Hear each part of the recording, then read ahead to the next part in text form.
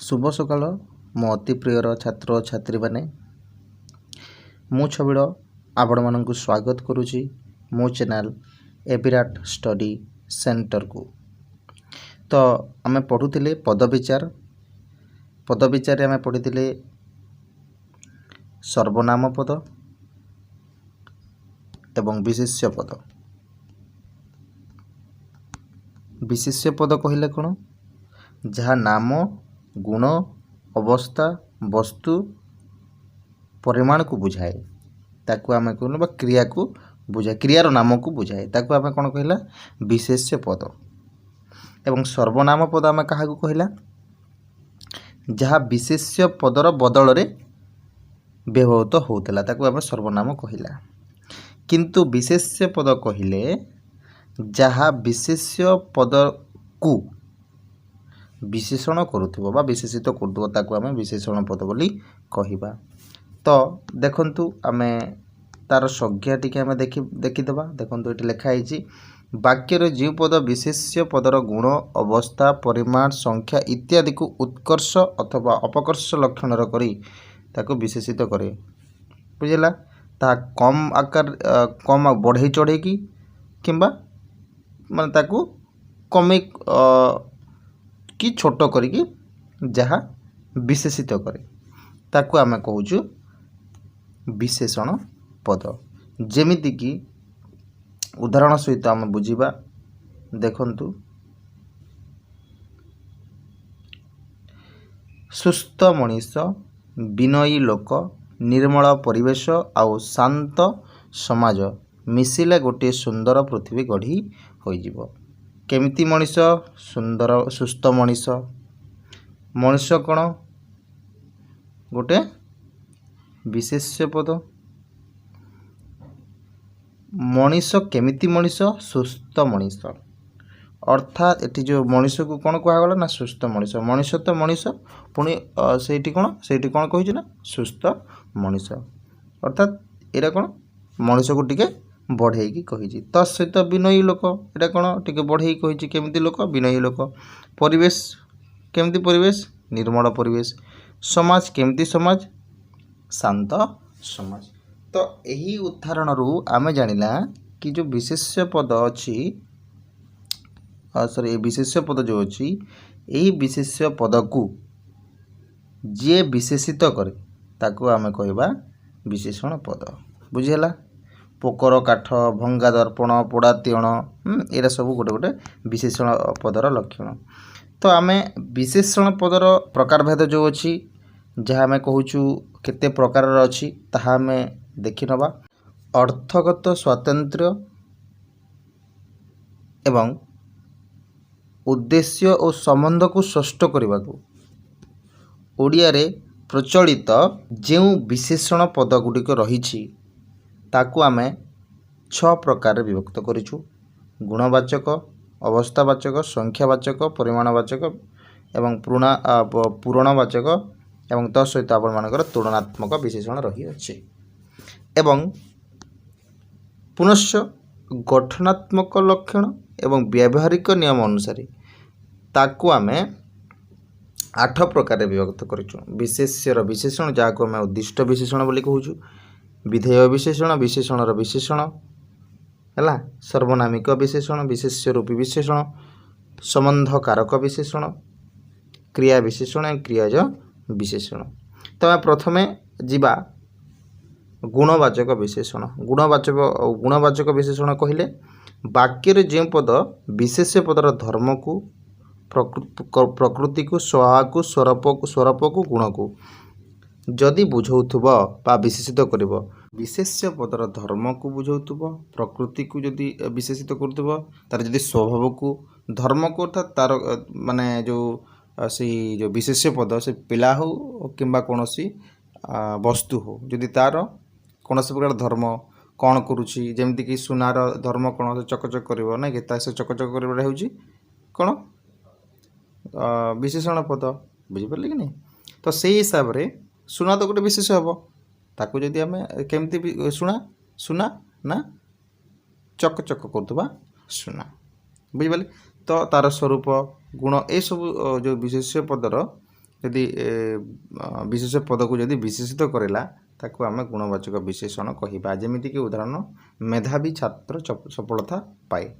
केमिति छात्र? मेधावी छात्र, एटा गोटे तार गुण मेधावी छात्र। कौन वचन हृदय जिणे। केमिति वचन? कौन वचन, बुझिपारे। अलणा कथार मन बुझे ना, अर्थात केमिति कथा? अलणा कथा। ए सब जिनिस आपण माने जदि लक्ष्य करेंगे ताहले आम कौन करवा तार विशेषण पद चिन्हवा को आमको किसी समस्या सम्मुखीन होगा पड़ो ना।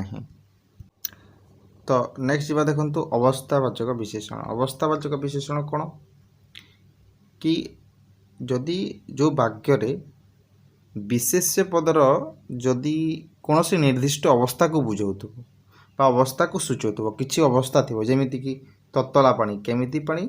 पानीर किपरि अवस्था अच्छी? ततला अच्छी, माने ता गरम अच्छी। तापरे घर केमती अच्छी?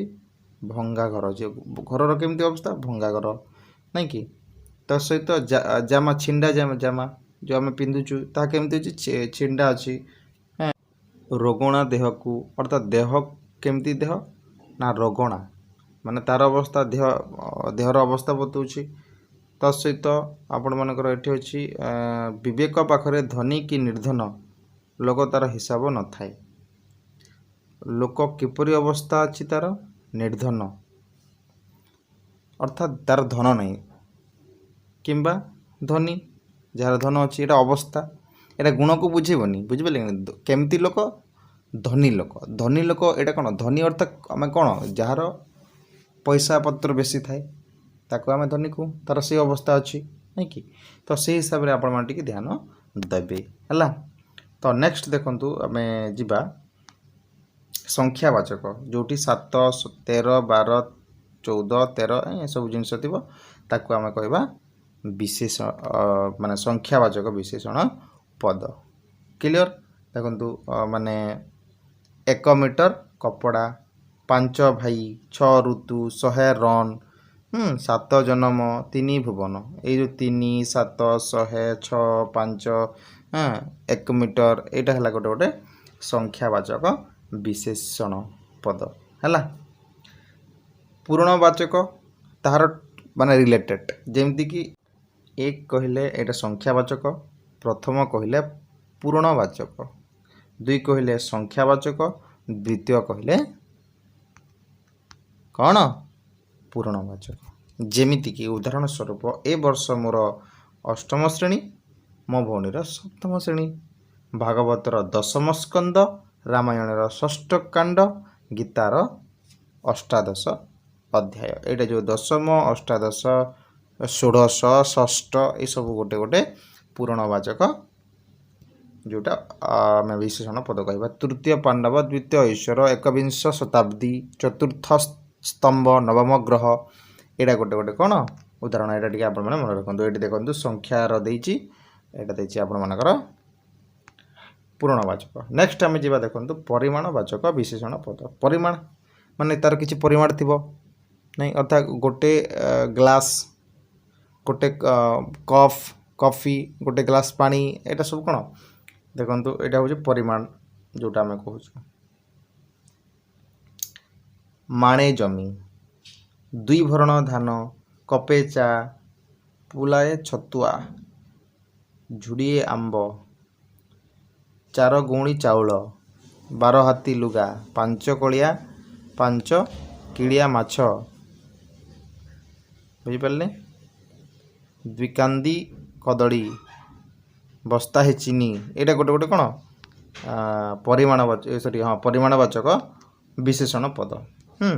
जेमती कि तुमे बेतुलिए उखुड़ा आनिब, केते उखुड़ा? बेतुलिए। गाई को बिड़ाए घास दियो, केते घास? बिड़ाए हैला। एटा गोटे गोटे परिमाणवाचक विशेषण पद। नेक्स्ट आम जा देखंतु तुलनात्मक विशेषण पद। तुलनात्मक विशेषण पद कहले कौन कि आम क्या सहित केमती कौन तुलना करिबा कौन सेटा देखंतु। नल आउ नील मध्य नील बेसी बलुआ, नल आम कौन कला ना नल और नील को तुलना कला जो तुलन कौन अवस्था घटुची ताकू आम कहूँ विशेषण पद बेसी अर्थात एटा है कौन तुलनात्मक विशेषण। भारतर सबु ग्रंथ मध्य वेद तुलना कला वेद आ ग्रंथ को तुलना कला केमती अच्छी ना प्राचीनतम यहाँ तार गोटे तुलना सेटा को कहवा आम विशेषण पद तुलनात्मक विशेषण पद। ब्राह्मणी ठारू महानदी कौन दीर्घतर केमती दीर्घतर बुझीपार। मातृभूमि सरग ठारू गरियान अर्थात मातृभूमि को आम क्या सहित तुलना कला स्वर्ग ठारी। तो जो मातृभूमि को एवं स्वर्ग को जो तुलना कला किपरि ता देखा सेटा आम किपरि ताको तुलना कला सेटा है आम विशेषण तुलनात्मक विशेषण पद केमती ना गारियान आम गर्व करूँ ना कि ताठू भी बड़ तार अर्थ बुझिपारे। से बोली ये उदाहरण देती विद्यालय वीरभद्र वरिष्ठ और सुरेन्द्र कनिष्ठ वरिष्ठ कनिष्ठ आम तुलना कला। तो यहाँ मैंने उदाहरण आप बुझीदेवे है ये कौच कि दुई बा तहिंरु अधिक विशेष पद मध्य तुलना करी उच्च नील और उच्च नीच उणा अधिका बड़ सान साधारण श्रेष्ठ यहाँ सब गोटे गोटे जदि तुलना करा से सान बड़ साधारण श्रेष्ठ ये सब जदि तुलना करा क्या सहित विशेष पद सहित बुझीपारे ताको आम कहवा विशेषण बा तुलनात्मक विशेषण पद। स्टूडेंट्स एटा थिला आपण मानकर विशेषणर प्रकारभेद एवं विशेषण क्या कहुचे यहाँ डिस्कस कला। आम नेक्स्ट क्लास रे आलोचना करिबा जो गठनात्मक एवं उद्देश्यमूलक जो विशेषण अच्छी तार जो प्रकारभेद अच्छी ताहाकू आम नेक्स्ट क्लास रे आलोचना करिबा। तो सेतिकी समय पर्यंत मते आपण माने विदाय दियंतु। जदि वीडियोटा आपण मानकू पसंद लागिला ताले दयाकोरी वीडियो को लाइक करंतु शेयर करंतु एवं जदि चैनल को सब्सक्राइब करि नाहंती ए पर्यंत ताहले आपण माने चैनल को सब्सक्राइब कर दियंतु। रहुची जय जगन्नाथ।